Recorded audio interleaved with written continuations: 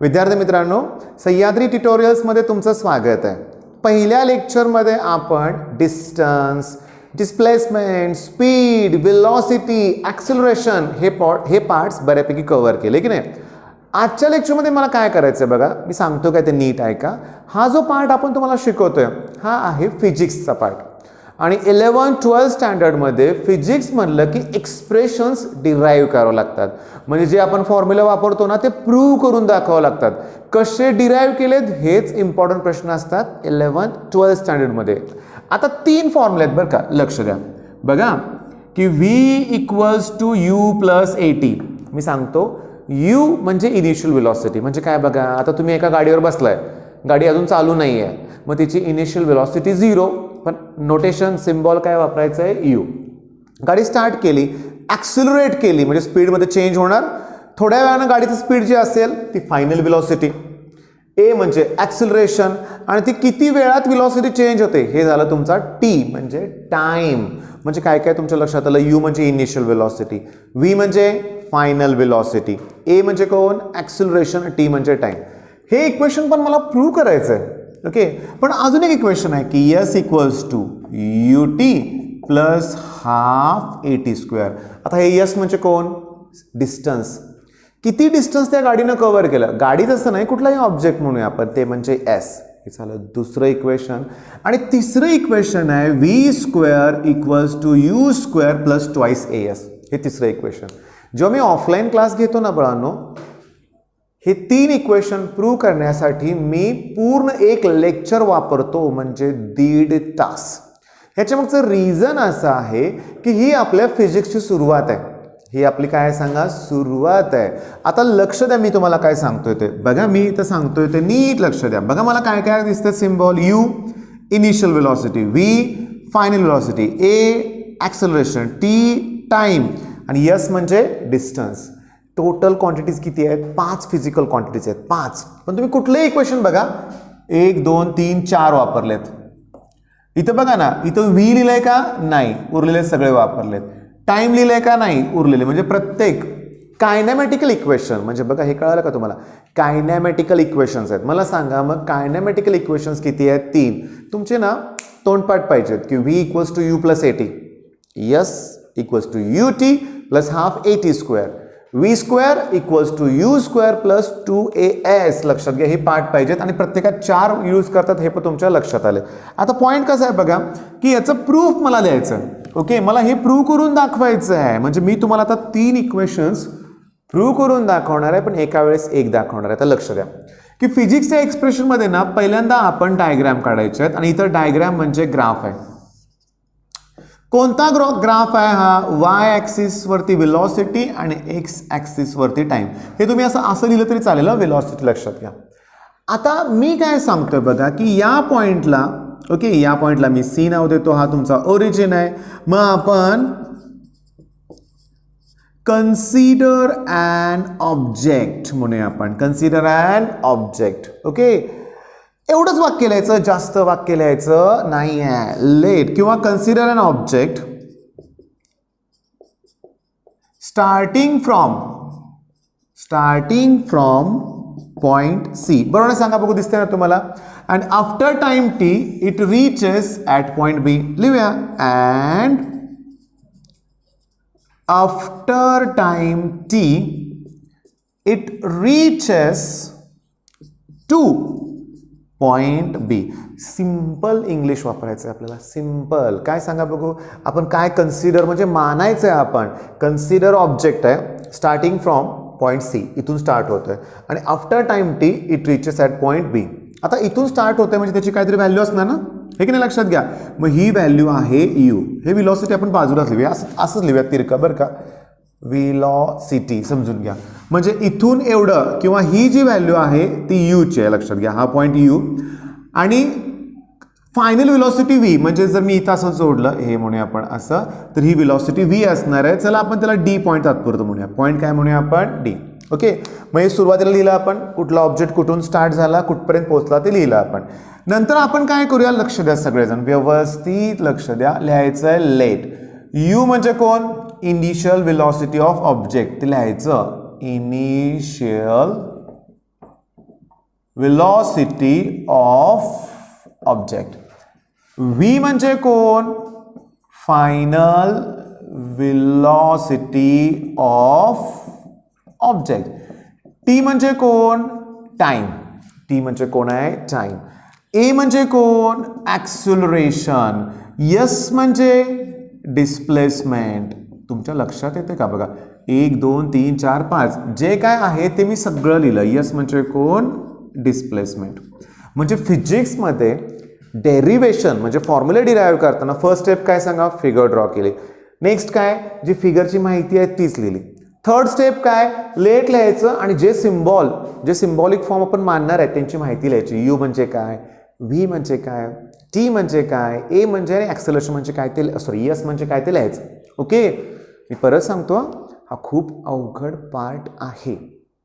Seriously 12वीच्या मुलांना जमत नाही ना. आपण तर जस्ट आता 9th स्टँडर्डमध्ये आहे ना, त्यामुळे मी हळू घेणार आहे. कदाचित इथं पण मला तास दीड तास लागला तरी चालेल. ओके, ऐका आता हे सगळं लिहून झालं. ओके, आता आपण काय करूया लक्षात घ्या की आपण फ्रॉम ग्राफ म्हणूया. आपण आता बघा मी त्याला लाईन ड्रॉ करतोय.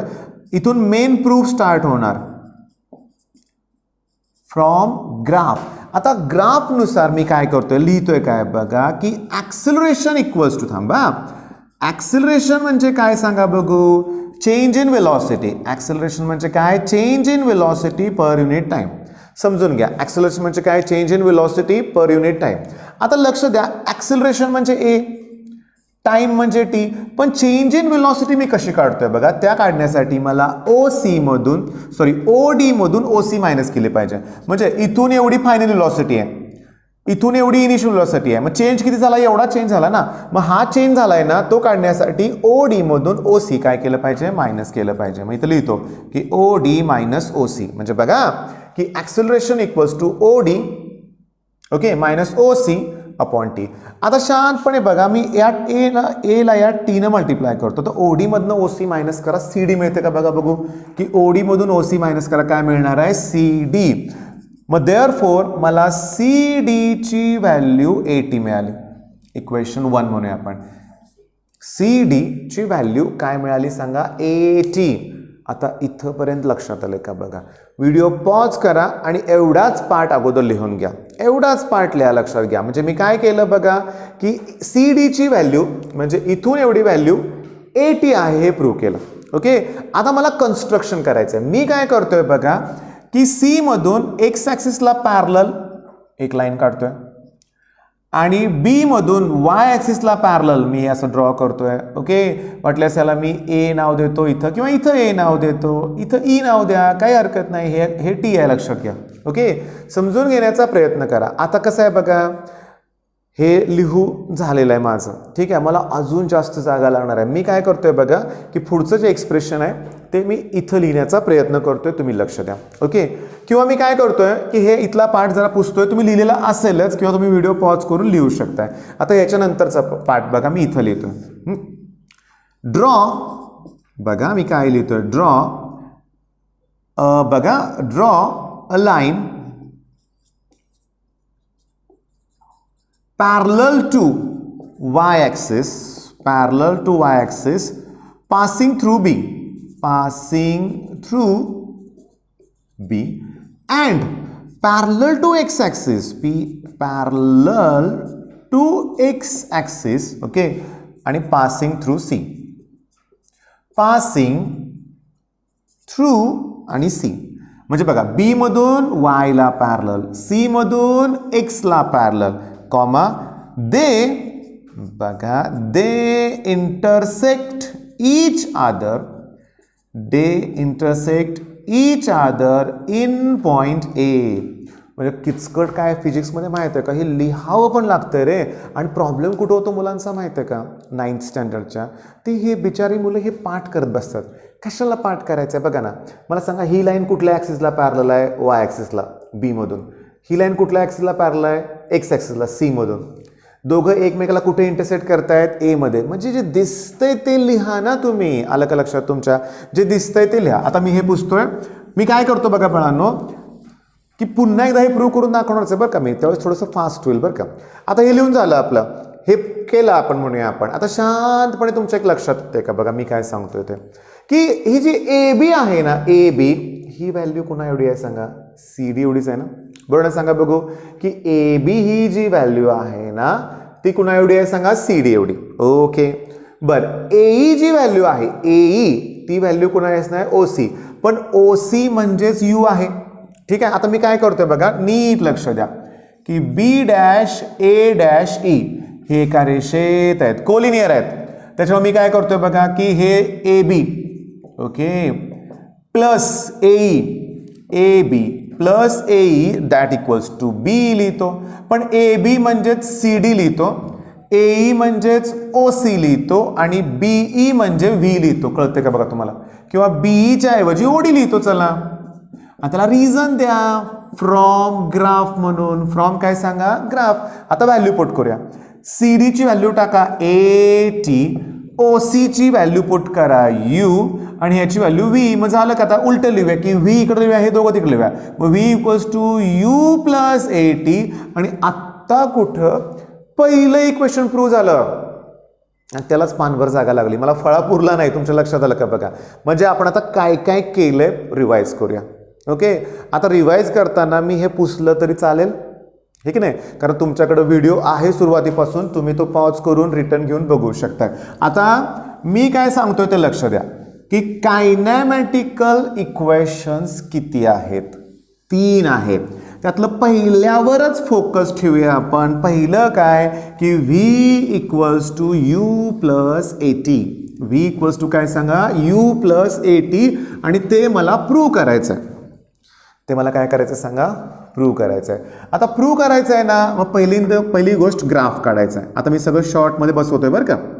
ग्राफ ठीक आहे, इथं सी पॉईंट, इथं डी पॉईंट, हा origin,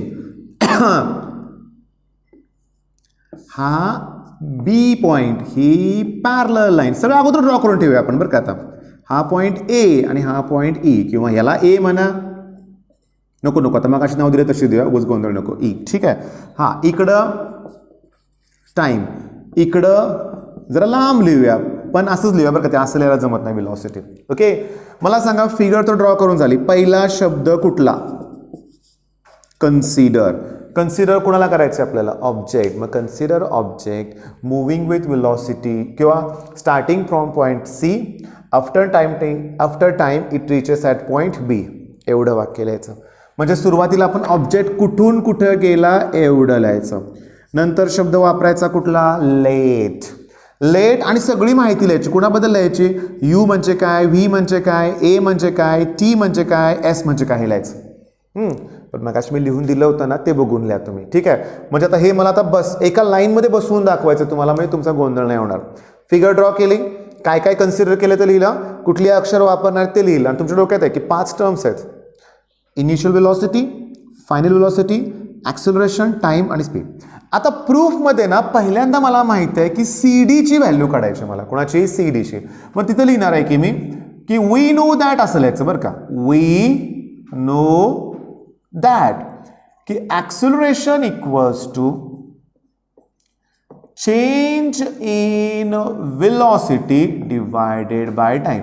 therefore acceleration equals to change in velocity म्हणजे OD minus OC upon T. मग A into T, OD minus OC, OD मधून OC मायनस करा, OD मधून OC मायनस करा, काय मिळणार आहे, CD. याला रिझन द्या, कशावरून आपण करतोय, फ्रॉम ग्राफ. मग मला CD ची व्हॅल्यू 80 मिळाली. इक्वेशन 1 म्हणा, बॉक्स करा. ओके, आता काय करा, तुम्हाला ते कन्स्ट्रक्शन लिहायचं आहे, ड्रॉ.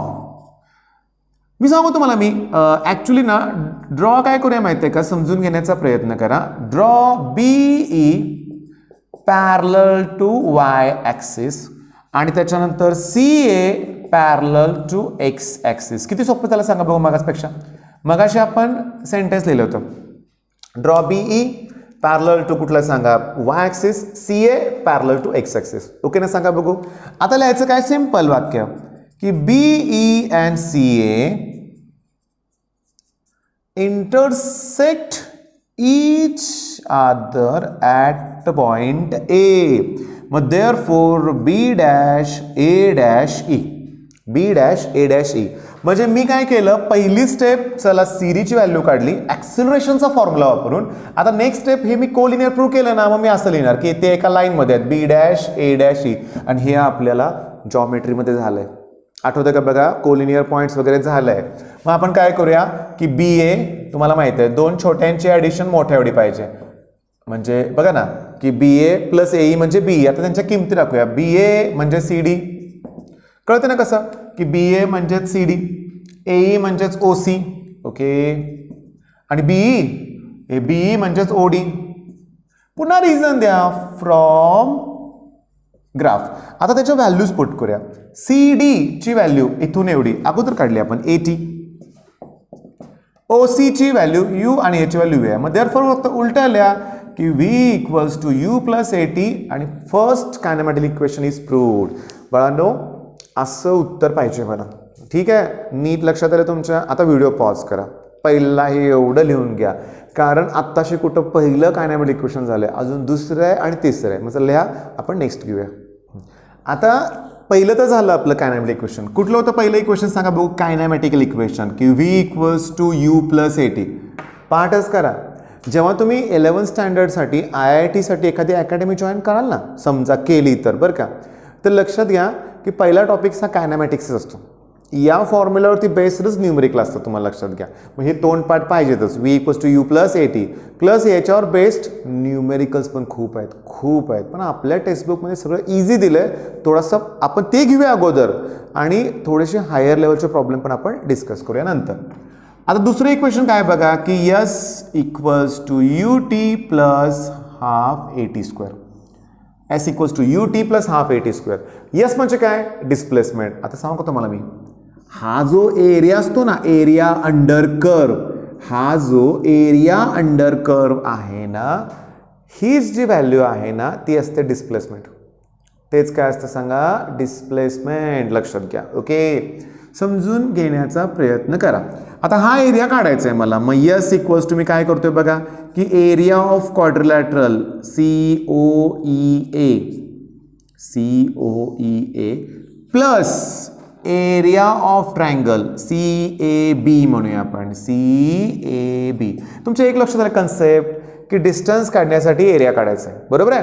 आता लक्ष द्या, हा जो एरिया रेक्टँगल आहे ना, हा मग त्याचा एरिया काढण्यासाठी OC इंटू OE करूया ना. OC इंटू OE, तसं लेंथ इंटू ब्रेड्थ असतं तसं. ओके, आणि ट्रायंगलचा एरिया तुम्हाला सगळ्यांना पार्ट असतो, half into base into height, half into base into height. Okay, चला OC ची व्हॅल्यू, ही व्हॅल्यू आपण मगाशीच बघितलं U. OE ची व्हॅल्यू हा टाइम आहे, मग UT. चला एवढं तर मिळालं की प्लस हाफ, चला हाफ पण मिळालं.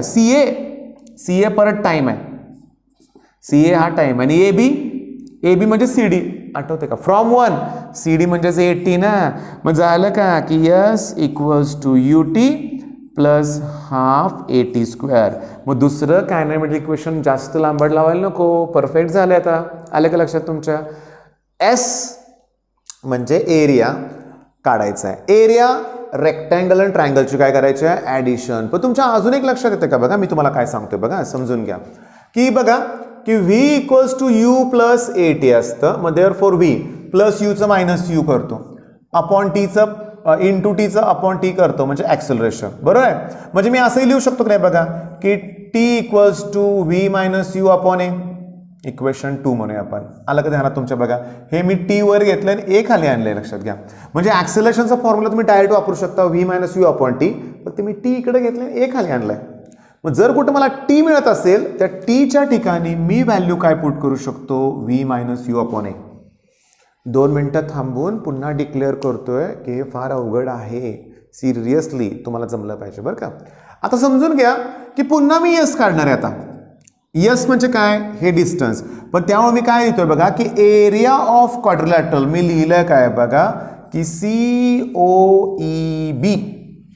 COEB म्हणजे मी हा ट्रॅपेझियमचा एरिया काढणार आहे पूर्ण.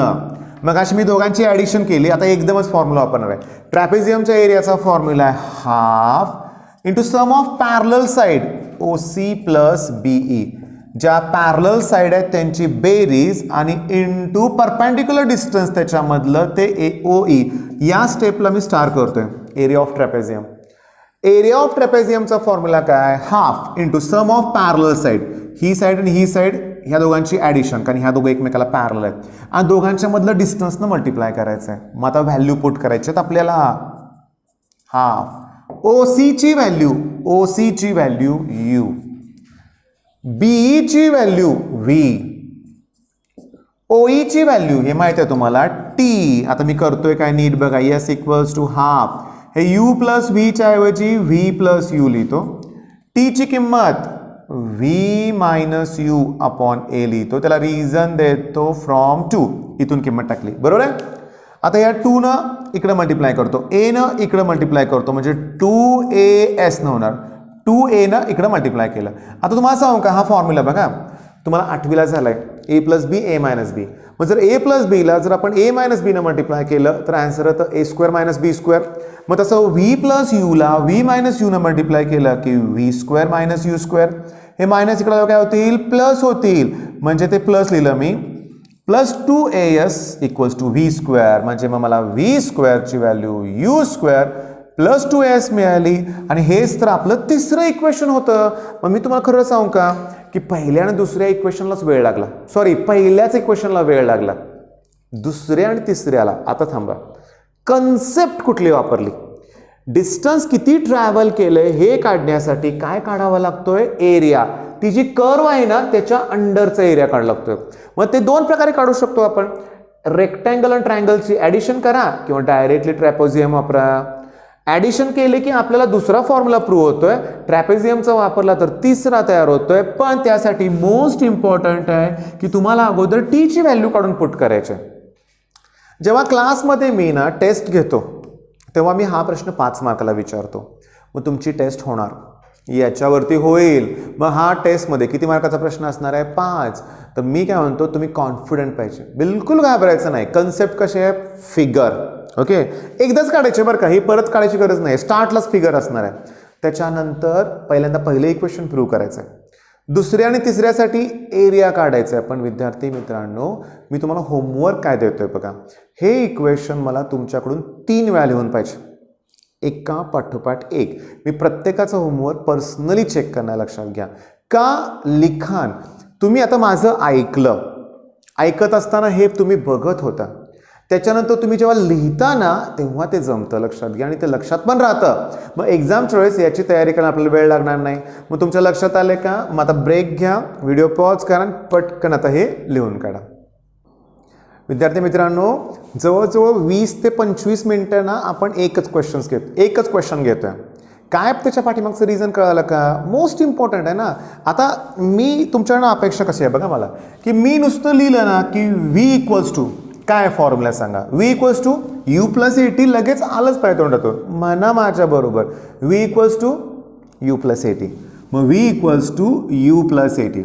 मग S equals to UT plus half AT square, S equals to UT plus half AT square. आणि तिसरं V square equals to U square plus 2S. पुढल्या वर्षी ना तुम्ही 10th स्टँडर्डमध्ये जाणारच आहे, लक्षात घ्या. आणि त्यावेळेस तुम्हाला ना ग्रॅव्हिटेशन नावाचा टॉपिक आहे. आणि त्यात प्रश्न कशात माहिती आहे का, की एखादा ऑब्जेक्ट मी वरून खाली टाकला तर तो किती वेळाने जमिनीवर पडेल असं विचारतील, किंवा पडत असताना त्याची वेलॉसिटी किती आहे असं विचारतील, किती डिस्टन्स तो गेला हे पण विचारतील. मग त्यावेळेस हेच इक्वेशन वापरायच्यात, फक्त त्यात U इक्वल टू 0 घ्यायचं. का, ऑब्जेक्ट माझ्या हातात आहे, म्हणजे तो स्थिर आहे, याचा अर्थ U ची व्हॅल्यू काय येणार आहे, 0. म्हणजे तुम्हाला समजतंय, ठीक आहे. आता काय करूया बघा, की आपण ना ओळीनं एक पुस्तकात 3 सॉल्व्ड प्रॉब्लेम आहेत. एक्सरसाइजमध्ये मी चेक केलं बरं का, नाही आहे त्याच्यावरती आधारित, काय नाही. मग चला सुरुवातीला आपण त्यांनी सॉल्व्ह करून दिलेत तेवढे तर गणितं घेऊया आपण. बघा त्यांनी दिले काय बघा, पहिल्या न्यूमेरिकलमध्ये की ॲन एरोप्लेन, किंवा मी नुसतं प्लेन लिहितो, प्लेन म्हणजे विमान, ओके. शब्द विचित्र वापरलेत बघा, इथं काय लिहिले बघा, टॅक्सीज. आता हे काय टॅक्सी, तर तुम्हाला सांगू याचा अर्थ ते एरोप्लेन, ते रनवे असतो ना बघा, ज्याच्यावर विमान टेक ऑफ घेतं किंवा लँडिंग होतं, तो रनवे, त्याच्यावर जातंय असा तो शब्दाचा अर्थ आहे टॅक्सीज. मग an aeroplane taxies on the runway, बघा on the runway for 30 second. आता मी इथं हे करतो बरं का, इथे SEC लिहितो. 30 सेकंड म्हणजे कुणाची व्हॅल्यू दिले सांगा? टाइमची व्हॅल्यू दिले, बरोबर आहे. ठीक आहे. With an acceleration of 3.2 metre per second square. चला ॲक्सिलरेशन पण दिलंय, ॲक्सिलरेशन सुद्धा दिलंय. बिफोर टेकिंग ऑफ म्हणजे आता ते टेक ऑफ घेत आहे, मग बिफोर टेकिंग ऑफ. ठीक आहे. ओके. आता क्वेश्चन काय? हाऊ मच डिस्टन्स म्हणजे अरे यस विचारलंय बघा. How much distance okay would it have covered. Distance would it have covered okay on the runway. Problem तुम्ही पण लिहून घ्यायचा बघा, लक्षात घ्या. हा तुमचा होमवर्कच आहे. आता तुम्हाला गंमत सांगतो, लक्ष द्या. आपण सोडवायला सुरुवात करूया. आपण काय करूया की अगदी परफेक्ट घेऊया. परफेक्ट म्हणजे कसं माहिती आहे का, अगदी छान लिखाण करूया. म्हणजे पहिल्यांदा काय केलं पाहिजे? गिवन डाटामध्ये बघा t = 30 सेकंड दिलंय. ओके. ॲक्सिलरेशन दिलंय 3.2 metre per second square. Okay. सांगू का तुम्हाला मी u = काय लिहिलं वाचा? 0 मीटर पर सेकंड. अरे ते विमान पहिल्यांदा रनवेवर थांबलेलं असणार आहे, तिथून ते स्टार्ट होऊन पुढे जाणार आहे ना, म्हणजे u ची व्हॅल्यू काय घेणार आहे आपण? 0 घेणार आहे. आणि हाऊ मच डिस्टन्स विचारलंय, पण थांबा, गिवन लिहिलंय. गिवन नंतर मी काय लिहितोय बघा? To find. काय फाइंड आउट करायचं आहे ते लिहायचं. S = question mark. म्हणजे सांगू तुम्हाला मी, इंजिनिअरिंगची मेथड आहे. गिवन ओके, टू फाइंड म्हणजे काय फाइंड आउट करायचं आहे. त्याच्यानंतर मी वाक्य काय लिहितोय बघा? Formula to be used. आता माझ्याकडे खाली जागा नाही म्हणून पुढे लिहितोय, तुम्ही खाली लिहा बरं का. मग फॉर्म्युला कुठला यूज करायचा तुम्हाला सांगू का? यस विचारलंय ना, मग यस = फॉर्म्युला UT + ½ AT². मी हाच फॉर्म्युला का वापरला माहिती आहे का? कारण त्याच्यात V नाही आहे आणि V आपल्याला दिलं पण नाही ना. स्टार्टला बोललो की नाही की 5 व्हॅल्यू आहेत आपल्याला, त्यापैकी 4 प्रत्येक फॉर्म्युला 4 असतात, एक नसते. मग जी व्हॅल्यू दिली नाही ना त्याच्यानुसार ठरवायचं कुठला फॉर्म्युला वापरायचा. मग लिहिलं फॉर्म्युला टू बी यूज्ड आणि लास्ट स्टेप आहे आपली कॅल्क्युलेशन्स. म्हणजे आता बघा नेक्स्ट, आता मी काय झालं माहिती आहे का, हा प्रॉब्लेम इथं लिहिला तेव्हा माझ्याकडे खाली जागा कमी होती. नेक्स्ट प्रॉब्लेम मी आता बऱ्यापैकी वरती लिहितो आणि छानपैकी तुम्हाला लिहून दाखवतो. पण इथे तुमच्या आयडिया आले असेल लक्षात की मला सांगा न्यूमेरिकलमध्ये पहिल्यांदा काय लिहायचं असतो? गिवन डाटा, नंतर टू फाइंड, नंतर फॉर्म्युला टू बी यूज्ड आणि नंतर कॅल्क्युलेशन. कॅल्क्युलेशनचा पार्ट मी तुम्हाला इथं करून दाखवतो की मग यस = UT + ½ AT². चला u ची व्हॅल्यू 0च आहे त्यामुळे जाऊ दे. हाफ ॲक्सिलरेशन 3.2 आहे, 3.2 आणि टाइम किती आहे रे बाळांनो? 30 सेकंड आहे. अरे बापरे, मग 30चा स्क्वेअर केला पाहिजे. 900 म्हणजे मला मिळालं काय बघा? 3.2 ला 2 न डिवाइड करा, 1.6 येईल आणि इंटू 900. आता पॉईंट समजून घ्या बरं का, मी काय म्हणतो बघा की 16.9. आता 16.9चा तुमच्यापैकी बरेच जण येत पण असेल, बहुतेक 144 आहे, पण मी करून बघणार आहे. बरोबर आहे 144, पण थांबा मी काय करतोय बघा की एक लक्षात घ्या, 900 न मल्टिप्लाय करायचं होतं की नाही. मग 16.9चं 144 आणि हे 2 0 घेतले, पण इथं पॉईंटच्या पुढे एक डिजिट आहे त्यामुळे हा एक 0 कमी होणार आहे, त्यामुळं 1440 मीटर S. हा आता थांबा, सायन्समधलं न्यूमेरिकल ते पण 9th स्टँडर्डचं पहिलं न्यूमेरिकल आहे. आपण कसं केलं? Given, to find, formula to be used, calculation आणि फायनली आन्सर. त्यांनी विचारलंय काय? How much distance would it cover. मग देअरफॉर वाक्य लिहायचं आहे. Therefore distance covered by plane is 1440 metre. मग पहिलं न्यूमेरिकल तुमच्या लक्षात आलंय. आता मी काय करतोय बघा की तुम्ही व्हिडिओ पॉज करा बरं का. तुम्ही तशी सवय लावूनच ठेवा की व्हिडिओ पॉज करा आणि तुम्ही पहिलं न्यूमेरिकल हे लिहून घ्या. आणि ते लिहित असताना काय करतो माहिती आहे का मी, की दुसरं न्यूमेरिकल मात्र व्यवस्थित तुम्हाला सांगतो आणि एक ॲज अ होमवर्क तुम्हाला देतो. लक्षात घ्या, म्हणजे काय होईल की सायन्सचा एक बेस्ट पार्ट आपला कव्हर होईल. त्याला म्हणूया आपण कायनॅमेटिकल इक्वेशन्स. पुन्हा रिव्हिजन. म्हणजे मला काय माहिती आहे, माझी इच्छा काय माहिती आहे का, तुम्हाला असं वाटलंच पाहिजे की आपण क्लासमध्येच बसलोय. ओके, सारखे प्रश्न मी तुम्हाला विचारणार आहे. सांगा v equals to u plus A t, s equals to ut plus half a t square आणि v square equals to u square plus 2as. आता जे दुसरं न्यूमेरिकल आहे ना ते नीट लक्ष दे, मी काय सांगतो ते बघा.